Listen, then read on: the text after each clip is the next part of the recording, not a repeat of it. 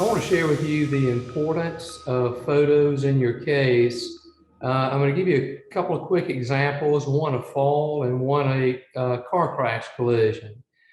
Sometime after being injured, both of our clients came to realize after initial medical treatment and being referred to specialists that their injuries were serious injuries. And at the time of these injuries, the time of the fall, the time of the car crash, they didn't seem to be that bad, and our clients hoped they would get better, which many people do, but they didn't.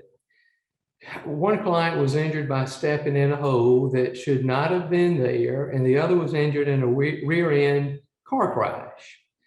Our client who fell did not get a picture of the hole, which is now covered up.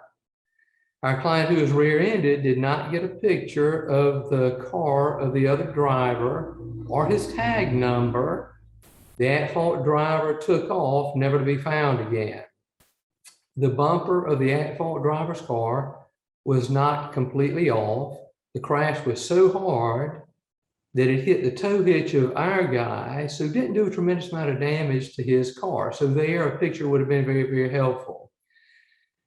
On the fall, the hole was semi-hidden, but we didn't have anything but the testimony of our client to prove that. A picture would have been extremely helpful. With no pictures, it's a harder task to explain how deep and hidden the hole was or how bad the other car, at-fault car, was crushed. A picture is worth 1,000 words, and seeing is believing are true when you're injured by someone else. You don't even have to talk. They just see it. Case closed.